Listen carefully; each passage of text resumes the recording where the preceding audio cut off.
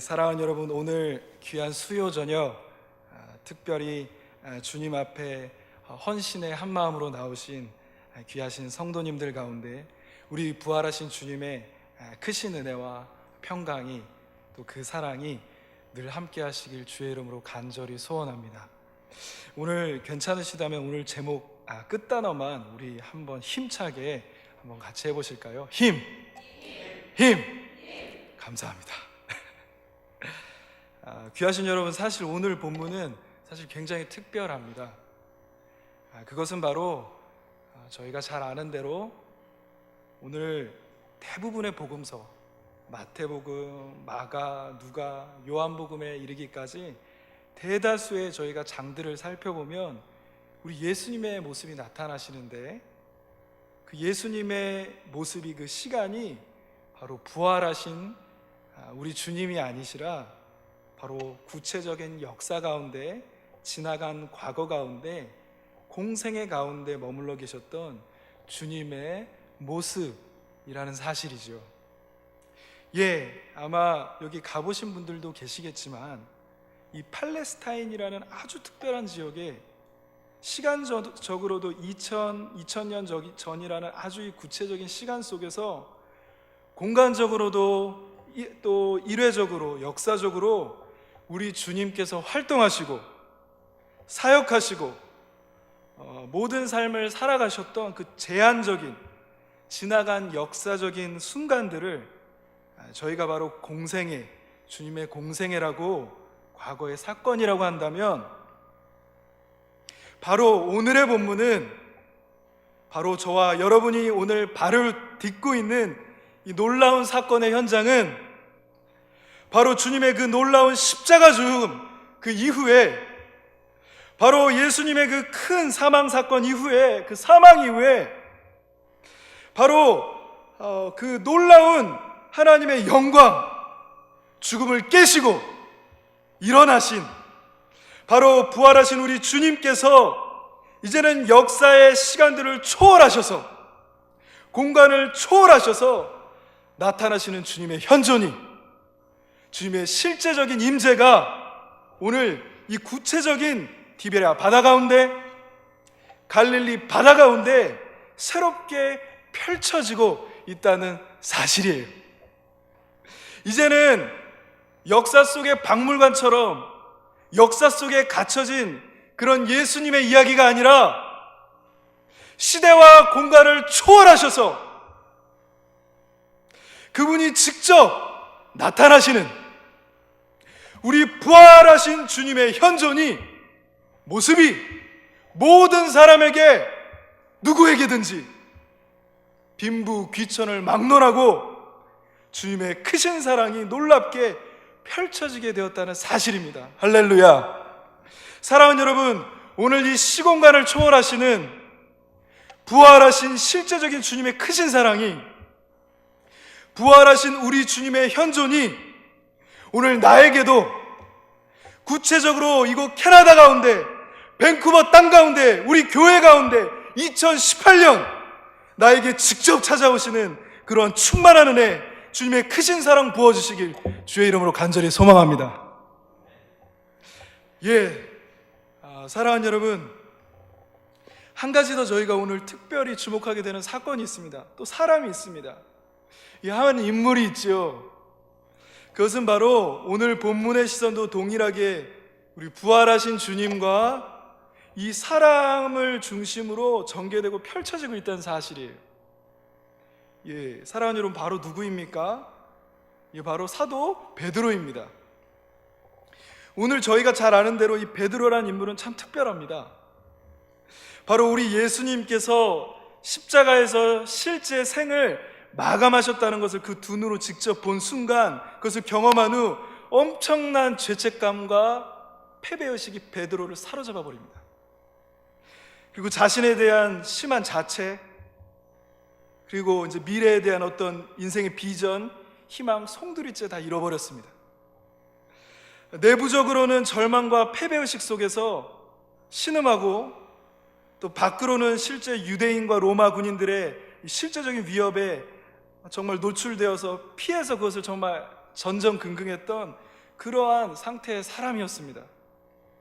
오늘 본문도 보면 이제 예루살렘에서 이제 구체적으로 그가 어떻게 하고자 하는 액션이 나타나는데요. 우리 괜찮으시다면 2절, 3절의 말씀만 다시 한번 읽어보실까요? 2절, 3절입니다. 시작.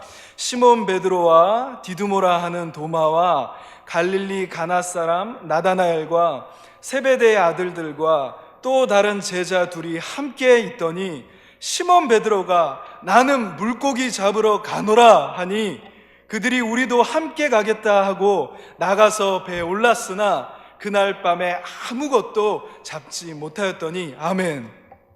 귀하신 여러분, 사실 오늘 베드로가 특별히 제자들 가운데 어떤 인물이었습니까? 어떤 사람이었습니까? 베드로는 예수님의 수제자였습니다.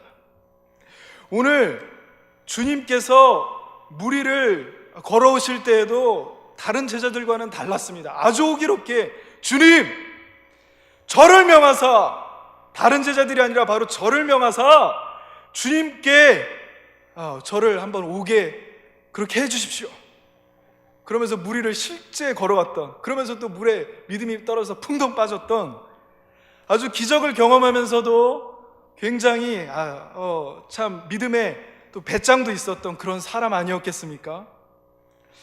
또한 여러분 어떻습니까? 그 놀라운 주님의 변화산, 요한과 야고보와 함께 그 놀라우신 주님의 모습을, 그 영광스러움을 몸소 체험했던 그런 정말 은혜의 사람, 체험이 있는 신앙의 그런 사람이었습니다. 또 어떻습니까? 또 예수님께 아주 조직신학적으로는 아주 탁월한 신앙 고백까지 인정받았던 아주 그런 사람이었습니다. 또 마지막 날에 또 어떻습니까? 또 실천적으로도 예수님께서 잡혀가시는 그 마지막 순간에도 다른 제자들과는 달리 끝까지 예수님을 보호하려고 했었던, 정말 그 행동으로도 그래서 말고의 귀까지 칼로 베어버렸던 그런 예수님의 최고의 오른팔이요, 최고의 수제자였습니다. 그래서 어쩌면 사랑하는 여러분, 오늘 그 이후 예수님을 부인한 후 베드로가 빠졌던 그 마음은, 그 자책됐던 그의 심정은 아마 그 누구도 알 수 없는 그러한 마음이었는지도 모르겠어요. 자신이 가장 사랑했었던 주님을 3번씩이나 욕하고 부인했습니다. 또한 그 예수님, 자신이 너무나도 사랑했던 예수님이 십자가에 달려 돌아가실 때 아무런 정말 힘도 없이 그것을 그저 숨죽인 채 모른 사람처럼 숨어서 바라보고 있었던 그 자신, 그리고 이제는 신앙이든 그리고 믿음이든 사명이든, 전엔 제자였지만 그 무엇이든 이제는 다 잃어버린 채 세상의 질타와 사람들의 조롱과 또 위협에 두려워 떨고 있는, 어쩌면 가장 자신의 밑바닥과 같은 초라한 모습을 지금 베드로가 마주하고 있는지도 모르겠습니다. 그래서 어쩌면 더 이상 베드로는 설 곳도 도망갈 곳도 없습니다. 그래서 이제 아마 말씀에 나와 있지는 않지만 아마 다른 제자들에게 이렇게 솔직히 고백했는지도 모르겠습니다. 형제님들, 사실 너무나도 죄송합니다. 제가 사실은 예수님의 제자라고, 수제자라고 그렇게 여러분들 앞에서 말하면서 그렇게 이야기하고 제가 자신 있게 살아왔었는데, 사실 저는 아시다시피 그러한 사람이 못 됩니다. 사실 오히려 저는 겁쟁이고 그만한 그릇도 믿음도 아무것도 없는 사람이에요. 그동안 너무 앞에서 죄송했었습니다. 이제 저는 다시 고기나 잡으러 가겠습니다. 그동안 너무 죄송했었습니다. 그런데요, 사랑하는 여러분, 오늘 베드로가 다시 이 자신의 고향인 갈릴리에 돌아가서 똑같은 일을 하고 똑같은 배에 타서 똑같이 그물을 던지는데 희한한 일이 일어났다는 것이죠. 전혀 자신에게는 너무나도 생소한 일이 일어났다는 것이에요. 그것은 바로 베드로가 다시 아무리 그물을 던져도, 고기를 예전처럼 잡으려 해도 그물을 던져봐도 텅 빈 그물처럼 자신의 마음이 너무나도 텅 비어있고 허전하고 공허하다는 것을 느끼게 되었다는 것이죠. 더 희한한 것은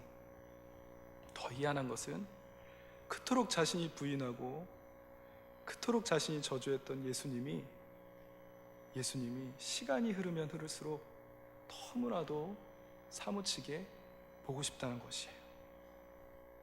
그물을 아무리 던져도, 그물질을 아무리 해도 이상하게 그분의 얼굴이 밤바다 수면 위에서 비추어지고 아른거립니다.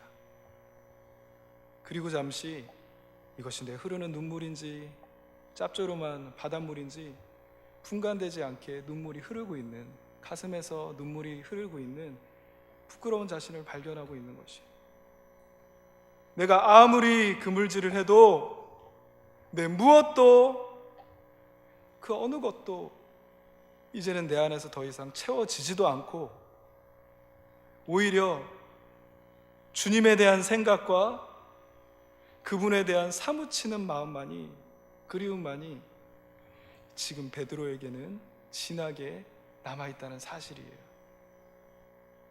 어쩌면 이제 그에게 인생에 남은 것이란 아무것도 없습니다. 남은 것이 있다면 주님에 대한 그리움, 그리고 그분께 사랑받았던 그 기억, 그리고 그 추억 외에는 이제 남은 것은 베드로에게 아무것도 없었습니다. 사랑하는 여러분, 바로 그 순간 저기에서 가장 익숙하고 가장 보고 싶었던 목소리가 지금 베드로의 귓전에 들려오더라는 것이에요. 바로 저기에서 그토록 본인이 가장 그리웠고 정말로 사모했던 그 목소리가 다시 들려오더라라는 것이죠. 이것이 복음 아니겠습니까? 내가 처음엔 잘못 들은 것인가? 근데 들려온다는 것이요. 바로 오늘 5절의 말씀이죠. 이렇게 말씀하십니다. 예수께서 이르시되 얘들아 너희에게 고기가 있느냐? 예수께서 이르시되 얘들아, 사랑하는 얘들아, 너희의 인생에 너희에게 고기가 있느냐? 영어로 보면 내 친구들아, 사랑하는 얘들아, 너희에게 고기가 있느냐? 어쩌면 사랑하는 아들아, 사랑하는 내 딸아, 오늘 나를 떠나 어쩌면 그물질하고 있는 너의 인생 가운데, 그 그물 가운데 너를 만족시킬 만한 그 무언가가 있더냐? 진정한 행복이 있더냐? 사랑하는 자야, 오늘 밤새 수고하고 그물질하는 너의 그 인생 가운데, 때때로 지치고 아프고 피곤한 너의 삶 가운데 진정한 기쁨과 그 만족감이 있더냐? 행복이 있더냐? 내 사랑하는 자야, 오늘 물으시는 것만 같아요. 오늘 베드로가 이야기합니다. 그리고 100m가 되는 바다를 뛰어서 주님께로 그저 달려가는 것이에요. 주님, 없습니다. 아무것도 없습니다. 이젠 저에게 그물질을 해도, 주님 떠나서 제가 무언가를 해보려고 해도 아무것도 없어요. 주님 없이는 아무 살아갈 이제 힘도 없고 용기도 없고 아무 만족감도 없고 채워지지도 않고 아무런 삶의 의미, 그 희망도 아무것도 없습니다. 주님, 사실 너무나도 많이 보고 싶었습니다. 사실 주님, 저는 주님이 너무나도 그리웠습니다. 주님, 이제 저는 주님 한 분만이면 저는 됩니다. 주님 한 분만, 주님만 다시 제 삶에 찾아와 주시면, 저를 오늘 채워주시면 저는 됩니다. 그러면 저는 언제든 다시 일어날 수 있을 것 같아요. 그러면 저는 언제든 남들이 시키지 않아도 저는 헌신할 수 있을 것 같아요. 사랑하는 여러분, 어쩌면 오늘 깊은 죄책감 가운데 나도 나 자신을 포기해버리고 또 자책감으로 세상의 조롱들로 모든 것 다 정리하고 포기해버리고 싶었던, 스스로를 자주하고 비웃었던, 나 자신에게도 나 자신을 비웃었던 그 인생에게, 오늘 베드로에게, 오늘 이 주저앉은 인생 가운데 우리 주님이 다시 한번 찾아오시자, 우리 주님이 다시 한번 따뜻하게 그 손을 잡아주시자, 한번 주님의 은혜의 손이 임하자, 주께서 그 아픈 인생 다시 한번 어루만져 주시자. 이 못난 나무, 못난 인생 베드로, 가장 인생의 패배자 같고 재기할 수 없었던 이 사람이 기독교 역사상 가장 훌륭한 제자 중에 한 명으로 드높이 주님께서 우뚝 세워주셨다는 사실 믿으시기를 주의 이름으로 간절히 소원합니다. 주께서 가장 절망스러운 그 인생, 주께서 한번 터치해 주시자, 붙잡아 주시자 소망이 생기는 것이, 위로가 임하는 것입니다. 다시 한번 살아볼 용기가 생기는 것이, 내가 어떻게 살아왔던 나의 과거, 그 모든 것이 더 이상 베드로를 잡을 수 없다는 것입니다. 베드로는 주님의 손에 붙들렸기 때문이에요. 기독교 역사상 획을 긋게 되는 영적인 사람이 되어버렸습니다. 오늘 사랑하는 저와 여러분에게도 오늘 주의 말씀이 떨어지는 가운데 오늘 내 주님이 다시 한번 다시 주님 앞에 헌신을 다짐하는 이 귀한 시간 가운데 오늘 우리 곁에 서 계신 주님 다시 한번 만나게 되시는 그 은혜와 큰 사랑 평생에 넘쳐나시길 주의 이름으로 간절히 소원합니다.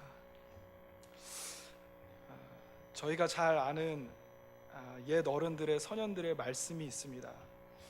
이런 이야기가 있지요. 못난 나무가 산을 지킨다라는 말이 있습니다. 또 다른 말로는 굽은 나무가 선산을 지킨다라는 말과 같은 의미이죠. 옛날 어느 시골에 어떤 한 마을에 여름에 홍수가 한번 크게 났었다고 합니다. 산사태가 나고 또 홍수가 너무나도 심하게 나서 이제 그 산 전체가 아주 통째로 다 쓸려 나갈 그러한 정도의 상황이 되었다고 합니다. 또 이 산사태가 가장 큰 문제는 이제 산 아래 사는 마을이 있지 않았겠습니까? 이 사람들이 사는 마을들로 이제 다 쏟아져서 덮쳐 내려오게 되었다는 것이죠. 바로 그 절체절명의 순간, 아무 소망이 없는 그때에 대책 없이 사람들이 그냥 산에 깔려서 죽게 될, 남녀노유 어린아이까지 다 상관없이 그런 상황 가운데 바로 그 위기의 순간, 그 죽음의 순간 정작 그 산을 지켜냈던 것은, 그 마을 사람들을 지켜냈었던 것은 그동안 사람들이 칭찬해왔었던, 인정해왔었던 그 대단한 나무들이 아니었다고 합니다. 잘나고 대단한 나무들은 이미 다 베어서 없어져 버렸기 때문입니다. 다 베어져 나간 그 자리, 초라한 자리, 사람들 그 누구도 하나 신경 쓰지 않았던 그 자리에 어느 못난 나무 하나가, 어느 그 굽은 나무 하나가, 그 나무 하나가 자신의 몸으로, 온몸으로 이제는 그 마을의 하나의 큰 고목이 되어서 홍수 때 산을 지키고 산사태를 자신의 온몸으로 막아내고 있었다. 마을의 모든 사람들, 어린아이까지 지켜냈다는 옛 어른들의 말씀이죠.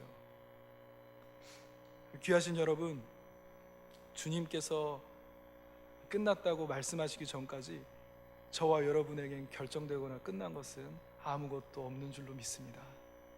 아무것도 사실 종료된 것은 없습니다.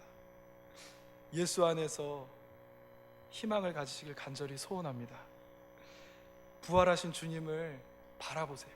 저희는 지금 기쁨의 50일을 보내고 있지 않습니까? 우리 주님 살아계세요. 역사 안에서 공성의 가운데 옛날 스토리로 끝난 주님이 아니라 2018년 캐나다 밴쿠버 땅에서 부활하신 주님이 저와 여러분의 삶 가운데, 기도하는 가운데 나타나신다는 사실이에요. 그리고 저와 여러분의 지친 손을 잡아주신다는 사실입니다. 저와 여러분에게 종료된 것은 아무것도 없습니다. 나이도 상관이 없습니다. 지위도 상관없습니다. 내 자신의 어떠함도 상관없습니다. 주님의 은혜가 임하면 되는 것이죠. 주님의 부활하신 주님을 바라보시길 축복합니다. 그리고 십자가, 주님의 그 영광스러운 십자가를 바라보시길 소원합니다. 그러면 힘이 날 수 있게 되는 것이에요. 그러면 반드시 우리 주님께서 우리 마지막을 일으켜 영광스럽게 만들어 주실 것이에요. 오늘 베드로처럼 말이죠. 주님 앞에 서는 그날에 충성된 자들에겐 주님께서 저와 여러분을 안아 주실 것이에요. 그리고 아마 이렇게 말씀하실지 모르겠습니다. 죄 많은 세상, 아픔 많은 세상 이겨내느라 참 수고했다 말씀해 주실 것이에요. 귀하신 여러분, 오늘 이것으로 말씀을 정리하려고 하는데요, 얼마 전 저희 아이들과 유스코스타에 가서 돌아가신 고 오카는 목사님 영화를 제작하신 목사님이자 감독이신 김상철 목사님을 만났었습니다. 귀한 목사님 강의도 들으면서 특별히 제자 오카는 그 영화와 관련된 짧은 부분을 한번 보여주셨었는데요, 이 영상이 굉장히 제 마음에 많이 남고 울림이 되어서 남아있더라고요. 괜찮으시다면 이 부분 짧게 3분 정도밖에 안 되는데요, 같이 한번 우리 보신 후에 다 같이 우리 같이 마무리했으면 좋겠습니다.